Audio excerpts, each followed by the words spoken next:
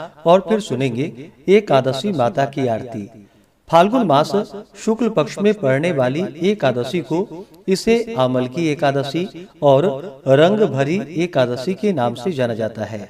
इस दिन भगवान विष्णु, माता लक्ष्मी और भगवान विष्णु के परशुराम स्वरूप का पूजन किया जाता है। इस दिन धात्री वृक्ष के नीचे बैठ करके, धात्री यानी कि आंवले के पेड़ के नीचे बैठ करके भगवान का पूरे विधि विधान के साथ पूजन करना चाहिए, कथा श्रवण करनी चाहिए, आरती करनी चाहिए। इससे भगवान विष्णु अपने भक्तों के सभी प्रकार के पाप और ताप को नष्ट कर देते हैं। यह व्रत जो कि भक्तों की रक्षा करने वाला तथा यह व्रत मोक्ष प्रदायक, धन, वैभव एवं पुत्र पौत्रादिक प्रदायक व्रत है। आप सभी भक्तों को आमलकी एकादशी व्रत की ढेर सारी शुभकामनाएं। आप सभी के जीवन में लक्ष्मी नारायण की कृपा से आप सभी को सभी प्रकार के सुख और समृद्धि की प्राप्ति हो। तो आइए सुनते हैं आमलकी एकादशी व्रत की कथा और अंत में सुनेंगे एकादशी माता की आरती।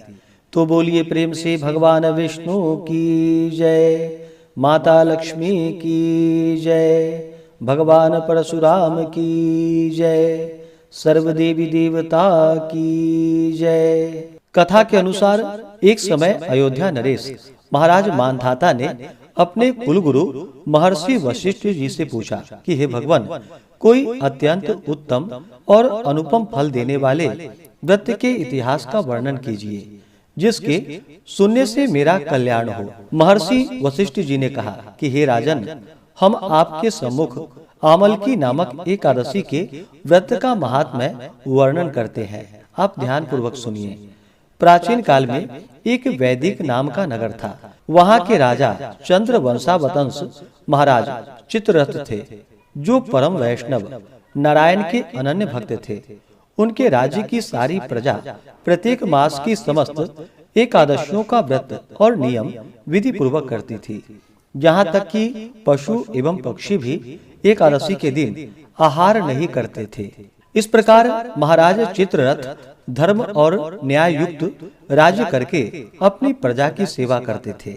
एक समय की बात है कि महाराज चित्ररथ अपनी सारी प्रजा सहित फाल्गुन शुक्ल आमलकी नाम की एकादशी के व्रत का उद्यापन करने के निमित्त ग्राम के बाहर उपवन में एक सरोवर के किनारे कुंभ को स्थापित कर छत्र, उपाहन, पंचरत्न, गंध, धूप, दीप और नैवेद्य से धात्री का पूजन करने लगे।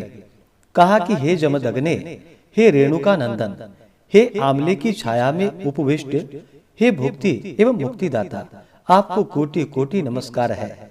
हे ब्रह्मा से उत्पन्न धात्री, हे सर्व पापों को नाश करने वाली धात्री, तुमको नमस्कार है।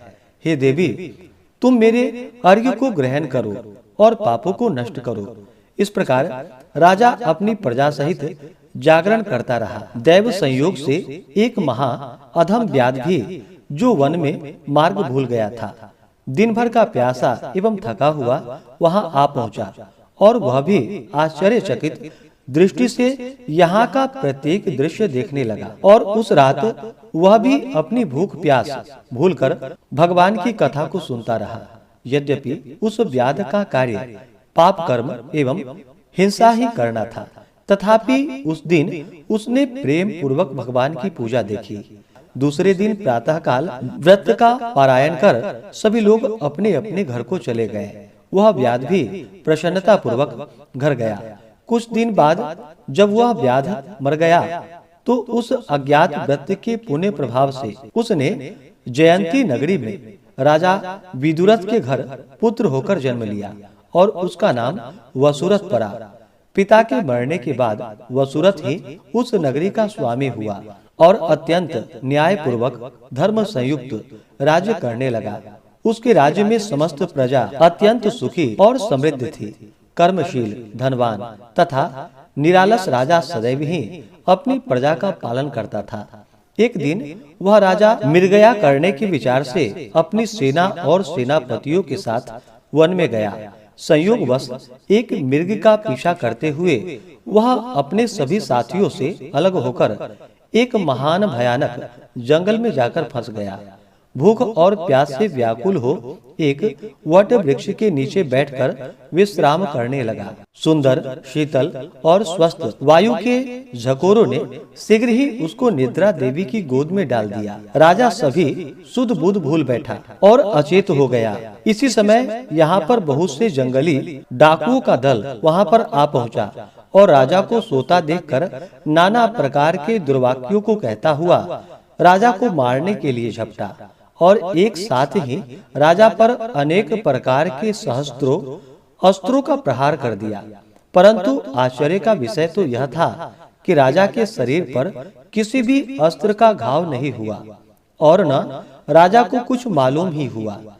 तब दुष्ट और भी कुपित हुए और हजारों की संख्या में राजा पर टूट पड़े। उसी समय राजा के शरीर से एक अत्यंत तेजोमयी सुंदरी हाथ में कृपाण लिए हुए निकली। उसको देखते ही दुष्टों के हाथ पैर ढीले हो गए।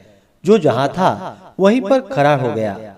वह सुंदरी पैतरी बदलती हुई भगवती चंडी के समान समस्त दुष्ट मंडली को समाप्त कर अंतर ध्यान हो गई। दुष्टों के कोलाहल एवं आर्तनाद से राजा की निद्रा भंग हुई। उसने ज्यों ही आँख खोलकर देखा त्यों ही उसे चारों ओर लाशों का ढेर दिखाई पड़ा। तब राजा ने कहा कि किसने मेरी रक्षा की है, इन दुष्टों को किसने मारा है। उसी समय आकाशवाणी हुई कि भगवान के सिवा कौन किसकी रक्षा करता है। ऐसी आकाशवाणी को सुनकर राजा अत्यंत ही प्रसन्न हुआ और घोड़े पर सवार हो अपने नगर को लौट चला। हे राजन, यह आमलकी नामक एकादशी अपने भक्तों की रक्षा कर उसे वैष्णव लोक का अवश्य ही अधिकारी बना देती है। तो बोलिए प्रेम से भगवान विष्णु की जय। तो आइए अब सुनते हैं एकादशी माता की आरती।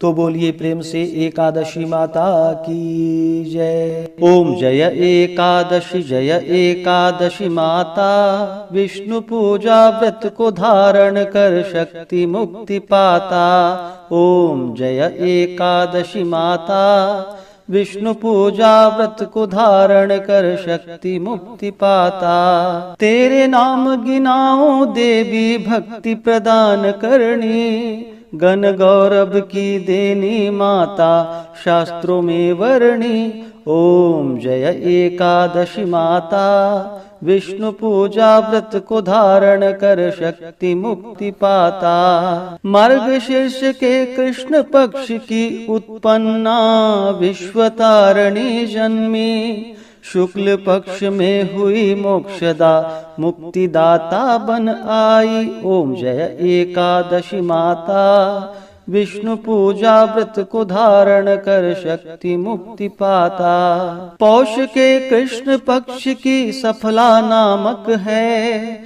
शुक्ल पक्ष में होए पुत्रदा आनंद अधिक रहे। ओम जय एकादशी माता, विष्णु पूजा व्रत को धारण कर शक्ति मुक्ति पाता। नाम षट तीला माघ मास में कृष्ण पक्ष आवे, शुक्ल पक्ष में जया कहावे विजय सदा पावे। ओम जय एकादशी माता, विष्णु पूजा व्रत को धारण कर शक्ति मुक्ति पाता। विजया फाल्गुन कृष्ण पक्ष में शुक्ला आमल की, पाप मोचिनी कृष्ण पक्ष में चैत्र महाबली की। ओम जय एकादशी माता, विष्णु पूजा व्रत को धारण कर शक्ति मुक्ति पाता। चैत्र शुक्ल में नाम कामदा धन देने वाली, नाम वरुथिनी कृष्ण पक्ष में वैशाख माह वाली। ओम जय एकादशी माता, विष्णु पूजा व्रत को धारण कर शक्ति मुक्ति पाता। शुक्ल पक्ष में होए मोहिनी अपराज्येष्ठ कृष्ण पक्षी, नाम निर्जला सब सुख करणी शुक्ल पक्ष रखी। ओम जय एकादशी माता, विष्णु पूजा व्रत को धारण कर शक्ति मुक्ति पाता। योगिनी नाम आषाढ़ माह में जानो कृष्ण पक्ष करणी, देवशयनी नाम कहायो शुक्ल पक्ष धरणी। ओम जय एकादशी माता, विष्णु पूजा व्रत को धारण कर शक्ति मुक्ति पाता। कामिका श्रावण मास में आवे कृष्ण पक्ष कहिए, श्रावण शुक्ल में होए पवित्रा आनंद से रहिए। ओम जय एकादशी माता, विष्णु पूजा व्रत को धारण कर शक्ति मुक्ति पाता। अजा भाद्रपद कृष्ण पक्ष की परिवर्तिनी शुक्ला, इंद्रा अश्विनी कृष्ण पक्ष में व्रत से भव सागर निकला। ओम जय एकादशी माता, विष्णु पूजा व्रत को धारण कर शक्ति मुक्ति पाता। पापांकुशा है शुक्ल पक्ष में आप हरणहारी, रमा मास कार्तिक में आवे सुखदायक भारी। ओम जय एकादशी माता, विष्णु पूजा व्रत को धारण कर शक्ति मुक्ति पाता। देवोत्थानी शुक्ल पक्ष की दुखनाशक मैया, पावन मास में करो विनती पार करो नैया। ओम जय एकादशी माता, विष्णु पूजा व्रत को धारण कर शक्ति मुक्ति पाता। परमा कृष्ण पक्ष में होती जन मंगल करणी, शुक्ल मास में होए पद्मिनी दुख दारिद्र हरणी। ओम जय एकादशी माता, विष्णु पूजा व्रत को धारण कर शक्ति मुक्ति पाता। जो कोई आरती एकादशी की भक्ति सहित गावे, जन गुरुदिता स्वर्ग कवासा निश्चय ही पावे। ओम जय एकादशी माता, विष्णु पूजा व्रत को धारण कर शक्ति मुक्ति पाता। ओम जय एकादशी माता, विष्णु पूजा व्रत को धारण कर शक्ति मुक्ति पाता। हाँ, शक्ति मुक्ति पाता। तो बोलिए प्रेम से एकादशी माता की जय, भगवान विष्णु की जय, माता लक्ष्मी की जय, सर्वदेवी देवता की जय। तो आशा करता हूँ कि यह जानकारी आपको अच्छा लगा हो। इसी प्रकार से ज्ञानवर्धक जानकारियाँ प्राप्त करते रहने के लिए, व्रत पूजा के बारे में जानने के लिए, कथा को सुनने के लिए चैनल पे अगर आप पहली बार आए हैं तो चैनल को लाल बटन दबा करके सब्सक्राइब करें, साथ में बेल आइकन घंटी को दबाएं ताकि आने वाली वीडियो का नोटिफिकेशन आपको समय से मिलता रहे। वीडियो को लाइक करें, शेयर करें। सुखी रहें और स्वस्थ रहें। जय श्री राधे कृष्ण। धन्यवाद।